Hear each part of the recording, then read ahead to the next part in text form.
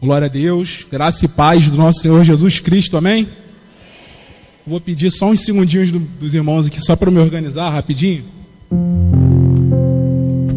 Quem está feliz aqui nessa noite? E quem não está vai ficar feliz, em nome de Jesus. Amém, aleluia. Um momento de muita alegria, irmãos, muita felicidade de estar aqui nessa noite. Eu estava ali, eu chorei, parei de chorar, chorei de novo, porque ao ver o batismo da Maria Luísa, que ela está na faixa de idade entre 12 e 13 anos, né? Que foi exatamente a idade que eu comecei aqui nessa igreja. Foi exatamente a idade que eu fui batizado. Então foi algo que me trouxe muita saudade e muita felicidade também. Irmãos, eu convido vocês a estarem abrindo suas Bíblias, a sua mente, o seu coração também, como diz o nosso querido pastor, no livro de 2 Reis, no capítulo 5, no versículo de número 11. Eu vou ler aqui esse versículo, irmãos. E ele diz assim: porém, Naamã ficou irado e foi-se embora. E disse: eis que pensei, ele certamente sairá até mim e se porá de pé e clamará o nome do Senhor seu Deus e baterá com a sua mão sobre o local e recuperará a lepra. Senhor, meu Deus, meu Pai, muito obrigado por estar aqui na tua casa mais uma vez, Senhor. Toma esses corações em tuas mãos, ó Deus. Pai, que não seja o Wallace, Pai, que não seja o menino Wallace que é na tua presença, mas que seja o teu Espírito Santo, Pai, fluindo, Pai, para esses corações aqui nessa noite, Deus. Só o Senhor sabe o que cada um tem passado, só o Senhor sabe, ó Deus, o que cada coração está precisando aqui, Deus. E eu tenho certeza, Pai, que o Senhor tem misericórdia de todos nós e vai ministrar sobre nossas vidas. Em nome de Jesus, Senhor. Amém e amém. Irmãos, nós vamos falar nessa noite sobre um tema que diz o seguinte, é um tema que é parte do versículo de 2 Reis, no capítulo 5, no número 11, é um trecho que, na Bíblia que eu tenho em mãos, diz assim, um trecho, eis que pensei, e o tema da mensagem nessa noite é, eu pensava que, até agora os irmãos não estão entendendo nada, absolutamente nada, porque eu estou falando só de um trecho, e eu vou abrir o seu entendimento, porque esse trecho, ele fala sobre a história de Naamã. Muitos aqui já ouviram falar sobre Naamã. Naamã era um general, um homem importante, né? Um homem importante no exército da Síria, era um homem de muito poder, era um homem de status, é um homem que certamente deveria ser bem rico, bem sucedido, tanto financeiramente quanto, linda, meus parabéns, muito bem sucedido na carreira dele, até porque ele era um general. Em algumas Bíblias diz que ele era um capitão, mas ele era um homem que aonde ele chegava, as pessoas o reconheciam, porque ele era um homem de autoridade, amém? Vamos estar fazendo a leitura da palavra? Pode ficar sentado mesmo, aí onde você está. Vamos ler 2 Reis, no capítulo 5, do versículo 1. Agora nós vamos entender de fato a história de Naamã. No capítulo 5, no versículo 1 ao 3. Eu vou ler 1, os irmãos leiam 2, e eu vou ler o 3, amém? Ora, Naamã, capitão do exército do rei da Síria, era homem notável diante do seu senhor e honorável, porque por seu intermédio o Senhor havia concedido libertação à Síria. Ele também era um homem poderoso e valente, porém era leproso.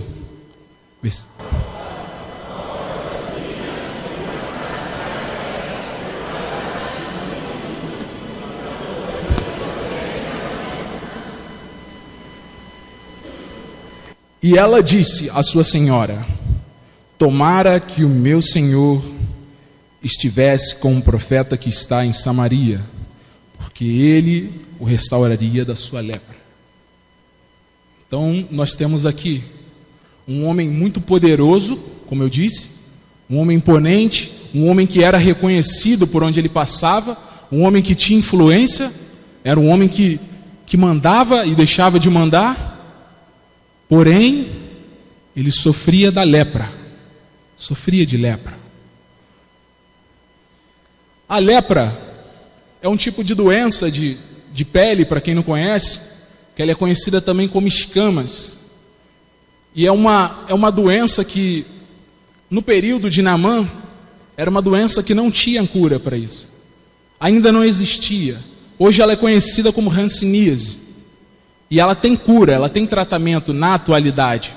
Mas na época, quem tinha lepra era uma pessoa que deveria ser afastada da sociedade. É uma pessoa que não poderia mais viver no meio social. E o que a gente conclui daqui? O que a gente começa a entender? Que Naamã, ele tinha lepra, mas ele tinha influência. Ele tinha uma reputação a zelar. Ele tinha um cargo valioso, mas ele tinha lepra.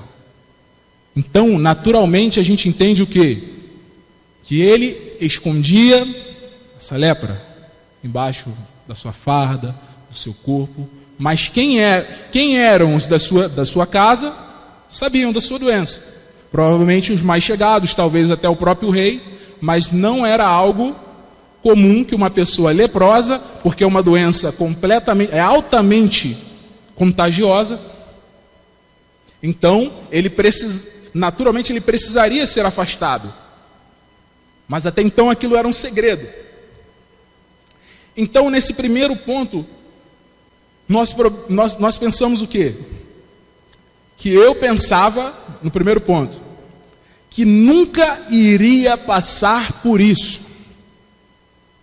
Porque uma pessoa, quando ela tem poder, ela tem influência, quando ela consegue aquilo que ela quer, seja material, seja em qualquer área, ela nunca imagina que um dia ela poderá perder aquilo de uma vez. Que aquilo, muito obrigado, Sinei, que aquilo poderia ser tirado dela.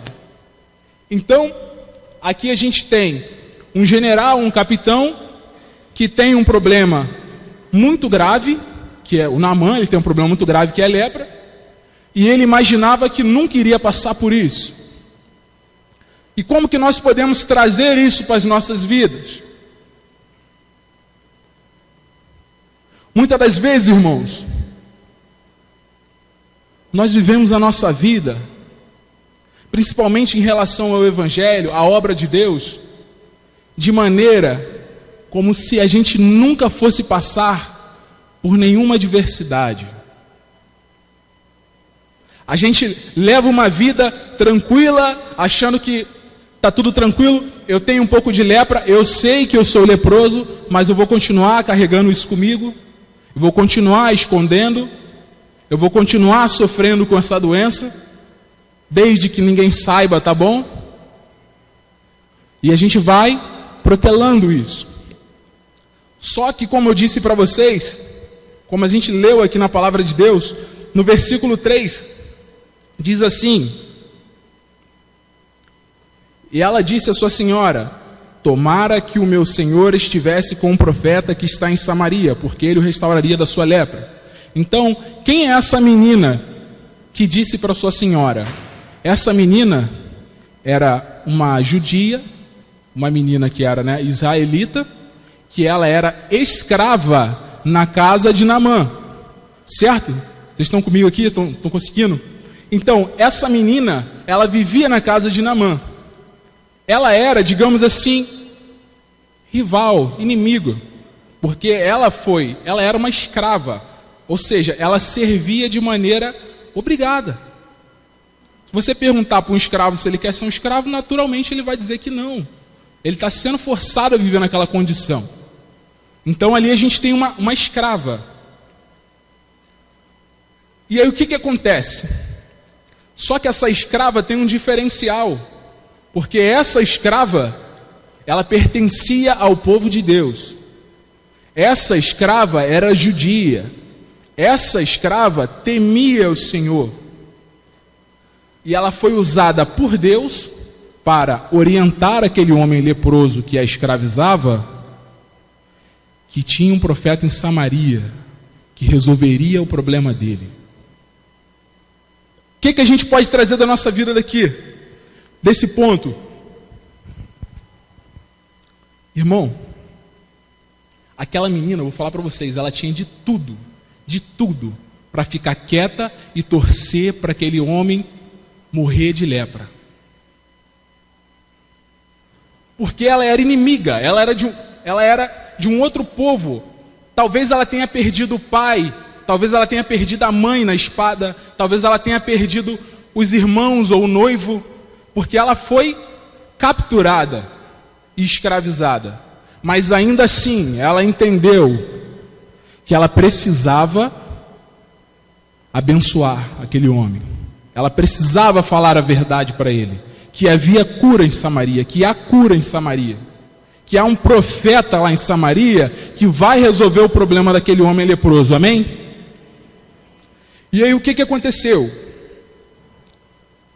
Naamã, certamente, provavelmente Naamã já deveria ter procurado em tudo quanto é lugar uma cura, porque, irmãos, duvido, eu vou falar aqui para vocês, duvido, se tiver alguém que faça isso, levanta a mão, se alguém aqui faz isso. Quando você tem um problema na vida, eu duvido que a primeira pessoa que você vai perguntar, que você vai pedir ajuda, é para um inimigo teu. Eu duvido que quando você tem um problema, você vai procurar assim de pronto, que você vai ouvir um inimigo teu. Eu duvido. Sabe por quê? O que a gente pega daqui? Naamã, para ele chegar ao ponto de inclinar o ouvido dele para uma serva que está ali embaixo, provavelmente ele já teria rodado tudo quanto é lugar, procurando solução. Ele já tinha ido tudo quanto é lugar, tudo quanto é país, adorado tudo quanto é Deus. Já deve ter oferecido muita oferta para Baal, que era o Deus da época, para seja lá quem for. E por último, uma serva, uma escrava, falou para ele: se o meu senhor soubesse que tem profeta lá em Israel, ser curado. Aí você pensa o quê? Naamã já não tinha mais escolha, pensa. Eu já rodei de tudo, então eu vou ouvir essa menina. Pode passar o próximo slide, irmão. O que a gente aprende aqui nessa passagem? Deus vai usar coisas pequenas, insignificantes, para quebrar o seu ego. Faz parte do processo divino de Deus, irmão. Você não é nada, eu não sou nada, nós não somos nada. E eu fiquei muito feliz, mas muito feliz mesmo, quando o irmão estava orando e falou: o menino Wallace. Porque na presença de Deus, irmão, eu sou um menininho, eu sou uma criança, um fedelho, nada. Porque Deus, Ele é o Supremo. E se não for para glorificar o nome dEle, aonde eu estiver, com a minha vida, eu nem faço, irmão. E é isso que a gente pode aprender com a vida de Naamã. Naamã era um homem que estava em posição, como eu falei para vocês, de autoridade, de mandar, mas Deus fez: ei filho, eu vou te curar, você vai entrar no processo de cura, mas primeiro você vai ouvir a escrava. Comigo começa assim. Quer cura? Quer libertação? Quer fluir no Espírito Santo de Deus? Vai passar um processo. Porque, seu coração está bem duro, filho. Eu não sei se está falando com alguém aqui, mas comigo tá. Meu Deus. Irmãos, próximo slide, por favor. Eu vou ler aqui. Eu peço até ajuda para os irmãos, para a gente poder ler de uma maneira dinâmica e bem rápida. Os irmãos podem ler o versículo 9, 2 Reis 5, no versículo 9.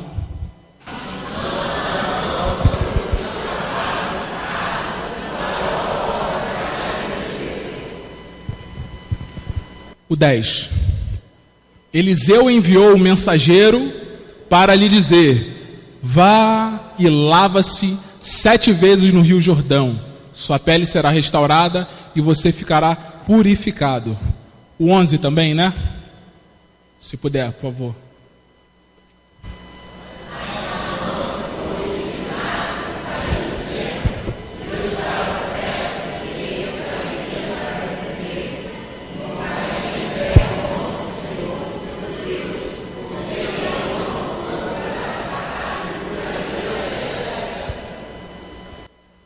O que a gente vê aqui?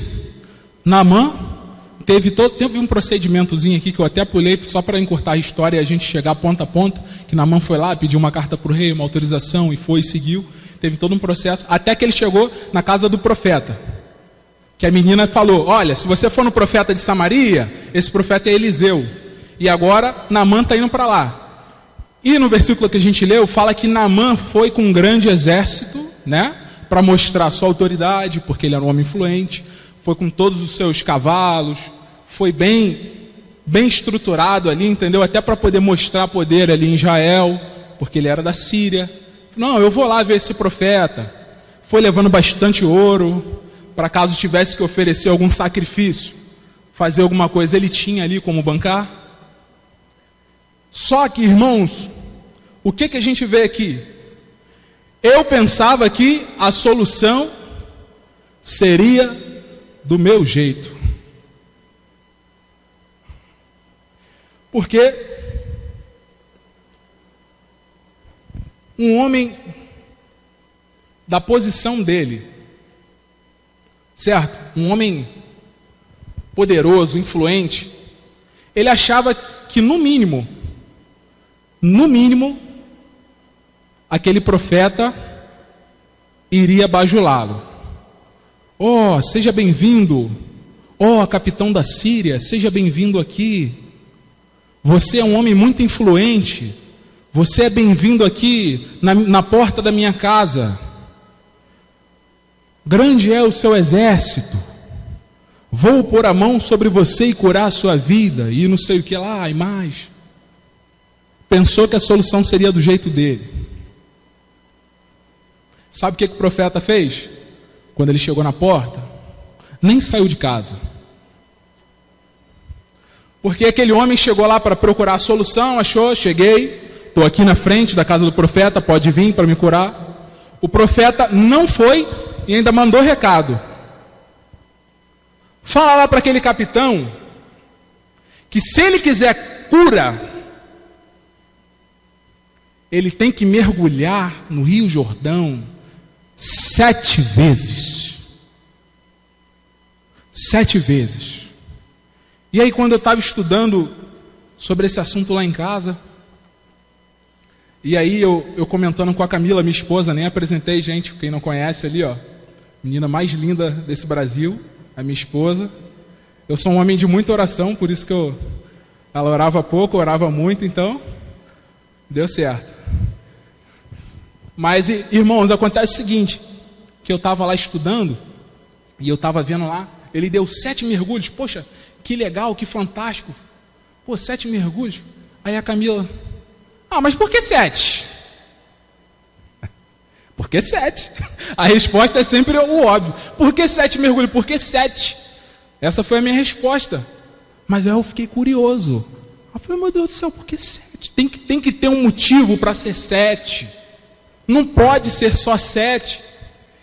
E aí adivinha onde eu fui procurar? No Google. Não achei nada, irmãos.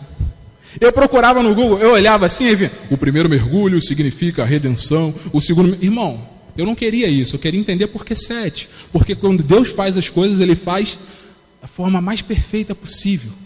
E quando a gente procura na palavra de Deus, a gente encontra a resposta. Aqui tem resposta, aqui tem poder no nome de Jesus, irmão. Vocês acreditam nisso?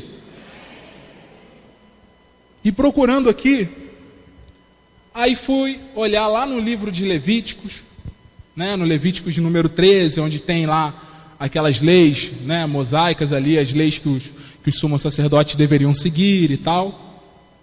E ali relata que, caso algum judeu adquirisse lepra, veja bem, adquirisse lepra, e fosse curado, porque eram duas coisas impossíveis naquela época. Quem tinha lepra morria, irmão, era isolado e morria. Sofria longe da família, sofria longe dos amigos, é uma sentença de morte que ele morreria ali a longo prazo. Mas se alguém fosse curado, judeu, fosse curado da lepra, ele deveria provar que foi curado da lepra. Mas como que se prova que foi curado da lepra? Em Levíticos 13, do 2 até o final, que eu não sei qual é o último, você vai ver lá um tratamento especial para quem foi curado da lepra. Sabe o que é? Ficar 7 dias de observação, 7 dias de humilhação, 7 dias ali, talvez até nu, sendo observado pelo sacerdote para ver se esse cara foi curado mesmo. Humilhação. Então esses 7, ele aponta para o processo judaico para poder verificar a cura de um homem que foi curado da lepra. E aí ele teve esse desafio e ele achava que a solução seria do jeito dele. Só que não foi do jeito dele. Ele deveria dar os 7 mergulhos. E o que a gente precisa aprender aqui? Porque ele falou assim, eu pensava que seria do meu jeito. Mas jamais questione os métodos de Deus. Jamais questione a maneira de Deus trazer a cura sobre a sua vida. Eu estou passando por uma prova tão difícil, parece que Deus não gosta de mim, parece que Deus me abandonou, parece que Ele não ouve minhas orações. Não questione os métodos de Deus. Está no processo? Vive o processo. Para de compartilhar o processo com quem não entende do processo. Pega a sua situação difícil, você como um bom cristão, ou com uma boa influência cristã que você teve, mesmo não sendo cristão ainda, se ajoelhe, busque a Deus em oração, irmão. Ele tem solução para o seu processo. Ele tem cura para a sua vida. Ele tem batismos para a sua família. Porque Ele é o Deus do impossível, é o Jesus Cristo ao qual adoramos, irmãos. Aconteceu um caso em que eu questionei os métodos de Deus. Tem pouco, vamos dizer assim, que tem uns 4 meses, foi uma experiência que eu vivi que foi até um pouco engraçado depois, porque na hora é tenso. Que foi assim, eu estava numa academia, e alguns aqui sabem que a academia, você tem o direito de levar uma pessoa para treinar, certo? Quando você tem um determinado plano, e aí vem uma pessoa que não é inscrito na academia, você pode levar aquela pessoa a ter uma quantidade limitada, mas eu não sei qual é. E eu nunca havia levado ninguém, nunca levo, porque é próximo do trabalho, então sempre vou. Teve um belo dia, eu estava lembrando disso hoje, inclusive, que eu, chegando lá na academia, tranquilo, passei pela roleta e vi que tinha uma moça falando em inglês com a atendente, falando ali, e foi o tempo de eu subir, trocar de roupa, botar a roupa de academia, voltei do vestuário, voltei, e aquela moça ainda estava lá, falando inglês com a atendente lá, e toma lá da cá, e eu, como estava perto e ouvi que ela queria treinar, aquela senhora queria treinar e ela era de outro país e ela não estava entendendo o que a menina da recepção estava dizendo, Deus tocou no meu coração, filho, você pode botar uma pessoa aqui dentro, essa menina é estrangeira, ela só quer, na minha casa só quer treinar, então fui ali, moça, aqui deixa ela entrar, ela é convidada minha, essa senhora aqui é convidada, deixa ela entrar para a academia. Pronto, ela passou, falou, hello, thanks, não entendi nada direito do que ela falou. Aí entrou para a academia e foi seguir. E aí estou eu lá, fiz os meus treinos, fui lá, treinei, fiz isso, fiz aquilo, e não vi mais a menina pela academia lá. A senhora, não vi. Quando eu acabei meu treino, ia embora. Aí Deus falou assim comigo: filho, agora você vai lá. Não foi com essa voz não, tá, irmão? Mas veio no meu coração: filho, agora você vai lá e fala que ela está curada, porque eu sou o Deus da cura. Eu fui, mas não fiz o que está no meu... Porque a gente fica, irmão, é difícil, hein? Viver os impossíveis, os milagres de Deus, não é simples. A gente lê, parece que é fácil, mas foi um desafio. Então, eu fui lá, né? Aí eu, vou ou não vou? Ah, não, acho que eu vou ser um maluco. Aí porque você coloca a sua fé, né? Porque aqui a gente tem a fé, pular, fazer... É tranquilo, mas no dia a dia você, caraca, eu vou liberar a cura. Não? Como assim? E aí eu fui. Não cheguei como deveria chegar, liberando a cura sobre aquela vida daquela menina e tal. Falei inglês, né? O básico ali, né? Conversei com aquela pessoa. E aí eu perguntei o que ela veio treinar hoje, né? Na hora eu falei: o que você veio treinar aqui? O que você veio fazer? Né? Que geralmente a pessoa fala: vim treinar perna, braço, vim treinar isso, aquilo. Aí ela: não, na verdade eu não vim treinar não, eu vim só para fazer uns exercícios de fisioterapia, porque eu tô com uma hérnia de disco.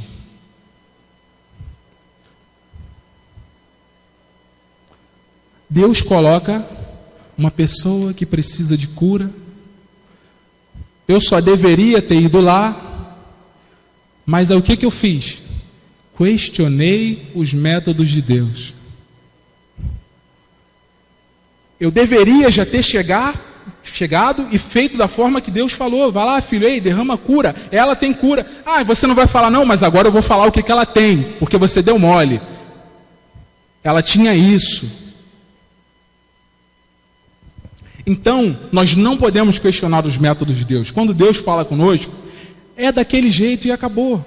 É a maneira de Deus. A solução não vai ser do nosso jeito. O erro de Naamã foi achar que a solução seria do jeito dele. Vamos avançar aqui um pouco, irmãos. E no próximo ponto, diz assim, vamos ler no livro de 2 Reis, no capítulo 5, no versículo 12.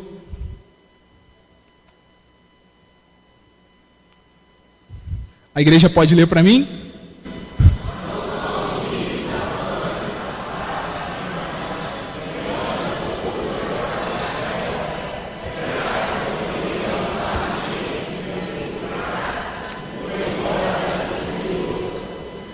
Sabe o que isso quer dizer? Pode avançar para o próximo ponto. Eu pensava que esse rio não era para mim, porque ele questionou os métodos de Deus. Ele achou, né, que seria do jeito dele, não foi. E agora ele achava que esse rio não era para ele. Mas como assim? Por quê? Porque no versículo anterior o profeta falou o que ele deveria fazer.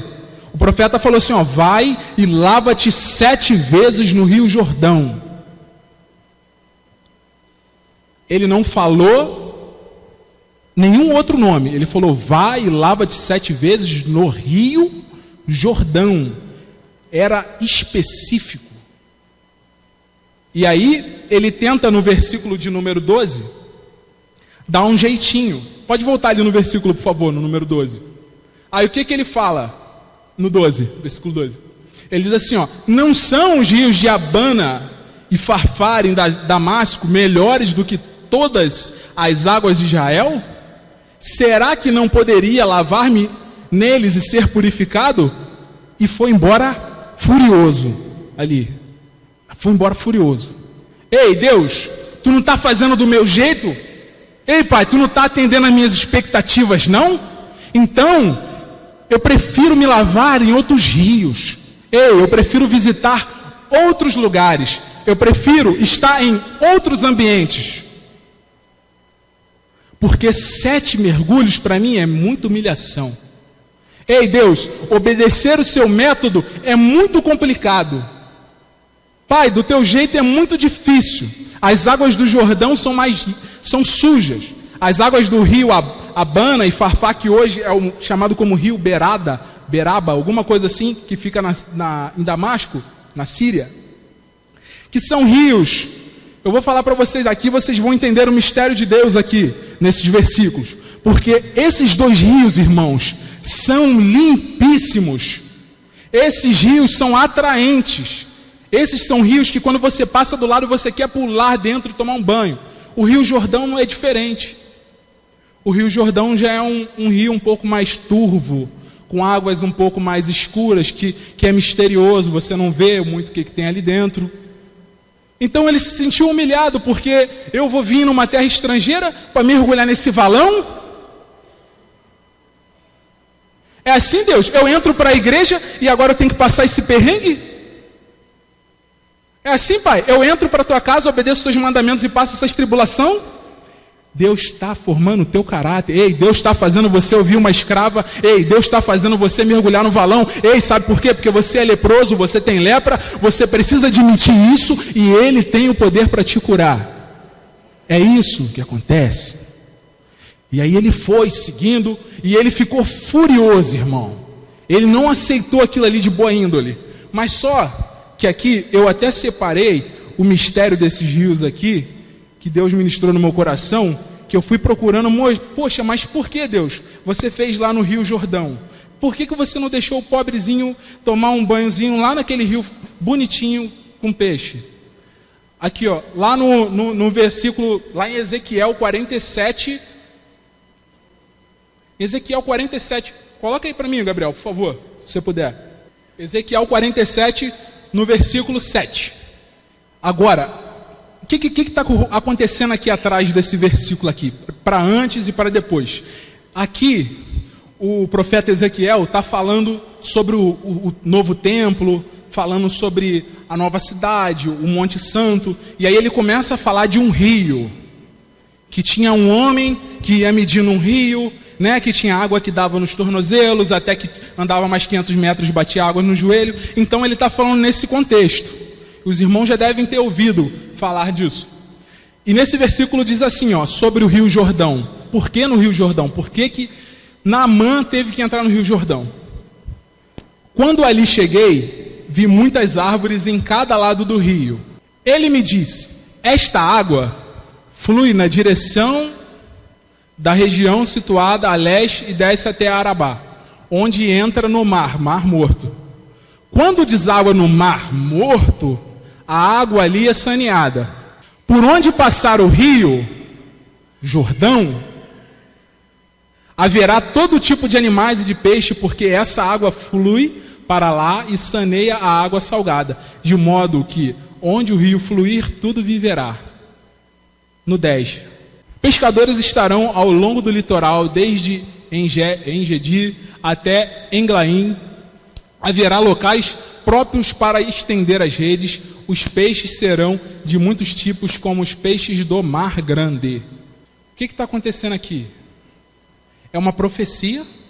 Ezequiel está falando sobre um rio que flui do trono de Deus, um rio que flui, e esse rio é posto como o Rio Jordão, porque estamos falando da Nova Jerusalém. Então a gente está falando de um rio que deságua num Mar Morto. E ali diz que quando esse rio deságua no Mar Morto, até o Mar Morto passa a ganhar vida.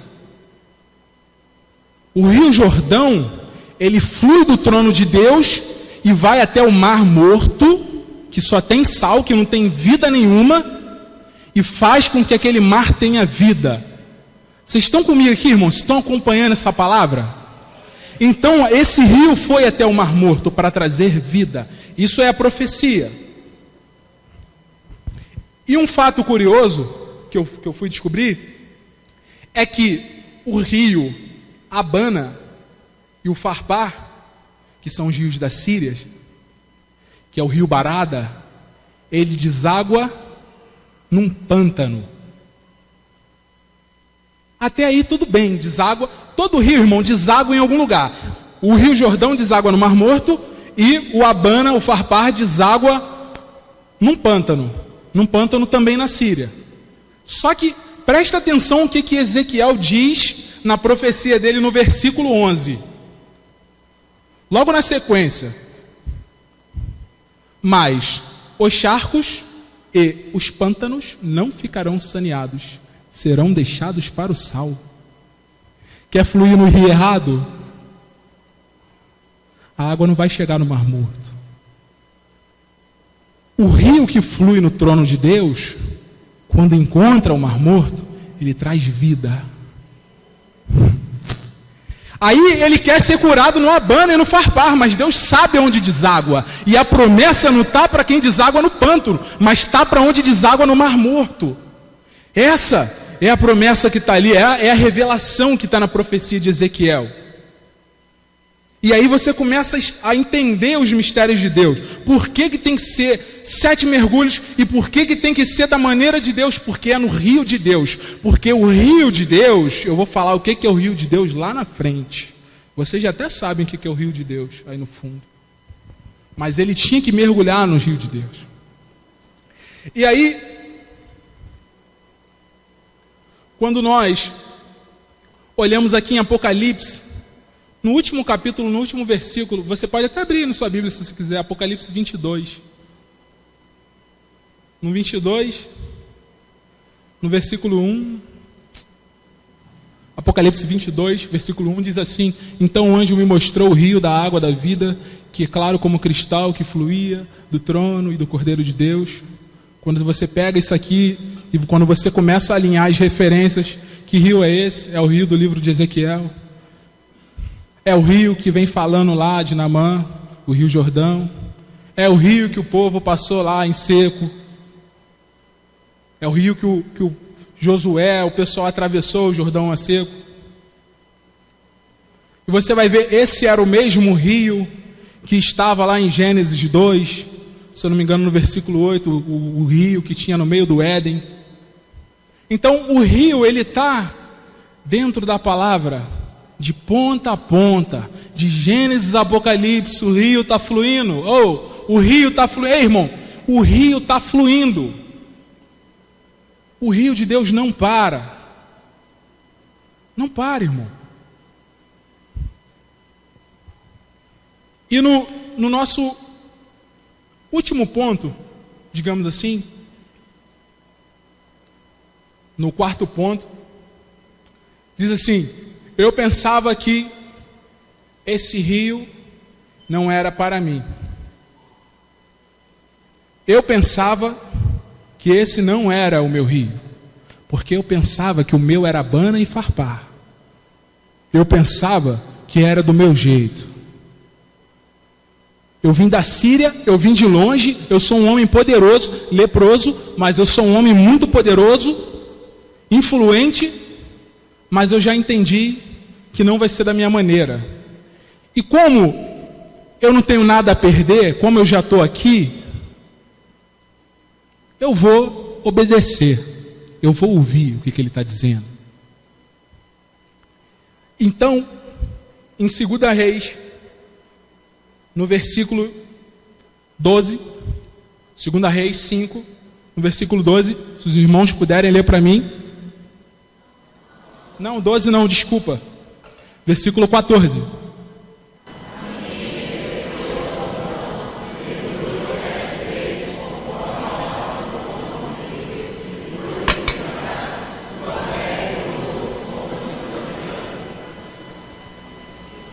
Amém, né? Glória a Deus, não é por isso?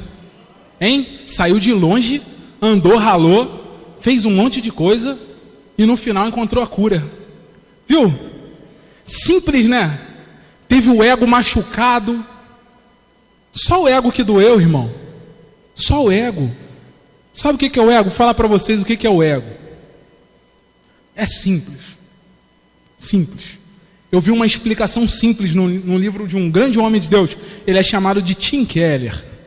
Ele é um pastor americano.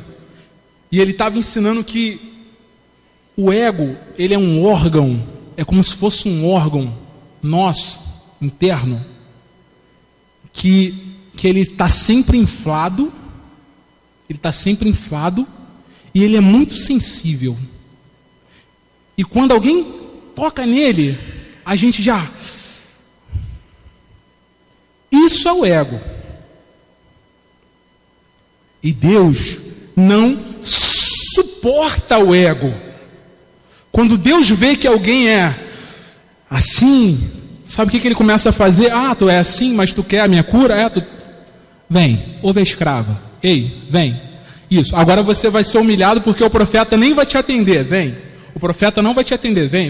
Vem com tudo, vem, traz suas coisas. Você vai se lavar ali no meu rio, que é turvo. Você vai fazer do meu jeito. E aí, Naamã, ele deu os 7 mergulhos. Irmãos, pensa num homem com ego inflado assim, ó. Eu acho que foi um momento de muita dor para ele. Porque eu estou falando de um órgão que dói. Segundo o Tim Keller, nosso homem, grande homem de Deus aí, ele compara com isso. E eu fico imaginando a cena. Tenta imaginar comigo aqui. Aquele homem tirando a armadura dele. Porque ele levou um monte de gente com ele. Se deu mal, porque estava todo mundo assistindo a humilhação dele. Porque Deus faz assim. Não adianta você reunir multidãozinha ao seu redor, porque no dia que ele for te humilhar, vai ser na frente de todo mundo. Porque é a presença dele que tem que ser engrandecida, não a sua, não a minha, não a de ninguém. Então o que aconteceu? Eu fico imaginando aquele homem tirando as suas vestes. Não tem jeito. Vou ter que entrar nesse rio. E aí eu fico imaginando ele dando aquele primeiro mergulho, aquele...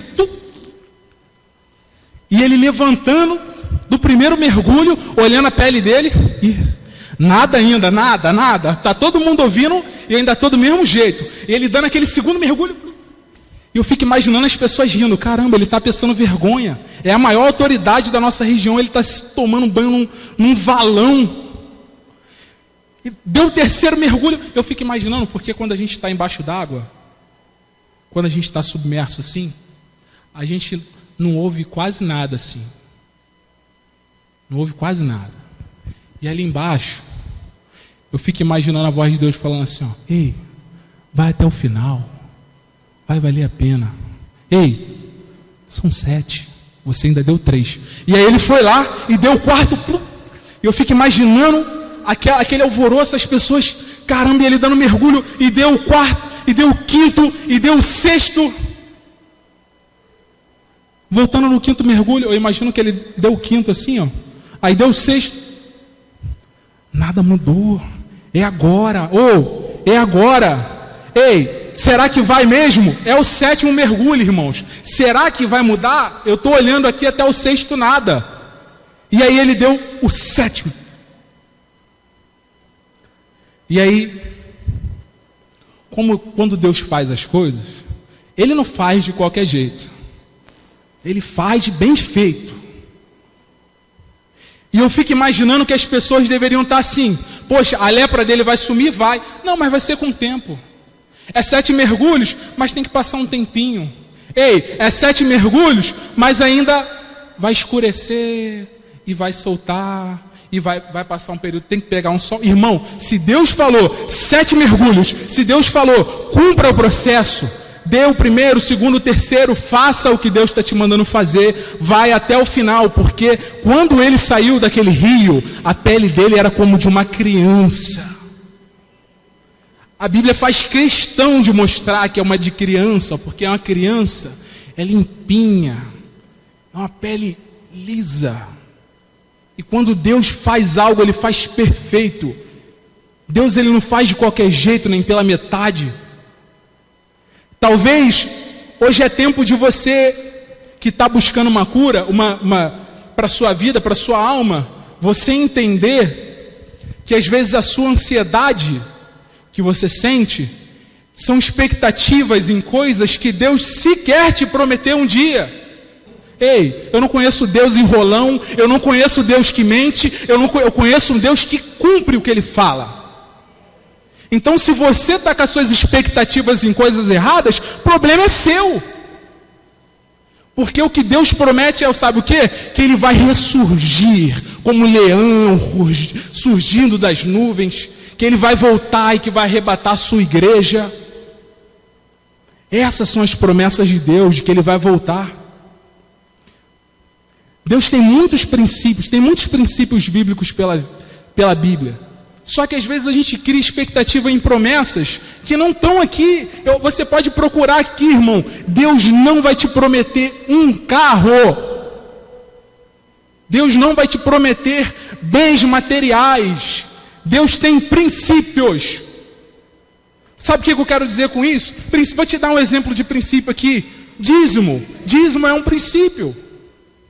Está lá, Malaquias 3,10, a gente está cansado de ler. Trazei todos os dízimos e tal, e não vai faltar. Fazei prova de mim, porque é uma promessa. Isso são promessas de Deus, irmão.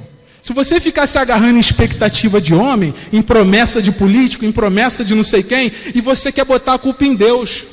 Ah, que Deus não atende. Irmão, você tem que ter expectativa aqui, ó. Eu sou o que ela diz que eu sou. Nós somos o que ela diz que nós somos. Palavra de Deus no seu coração. Vamos procurar andar nos princípios, porque os princípios nos levam até as promessas de Deus. Gostaria de estar convidando o Ministério de Louvor para esse momento. Então, quando a gente se agarra em coisas que homens prometeram, a gente fica frustrado. Eu tenho certeza que Deus quer o meu bem, o seu bem, e Ele torce para que você cumpra os princípios que Ele tem para a sua vida. O sonho de Deus não é mandar ninguém para o inferno. O sonho de Deus não é condenar ninguém. O sonho de Deus é ver você aqui na casa dEle. O sonho dEle é ver você fazendo a obra. O sonho dEle é ver você prostrado no altar do Senhor. O sonho dEle é que você viva uma vida de abundância. Em João 7, no versículo 37. Por favor, Gabriel.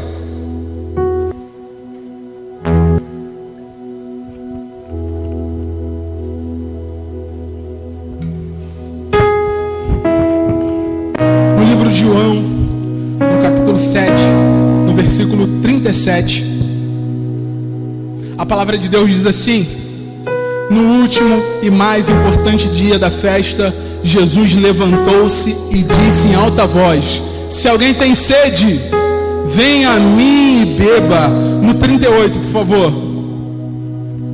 Quem crer em mim, como diz as Escrituras, do seu interior fluirão rios de água viva. Isso aqui é promessa de Deus para a sua vida, irmão.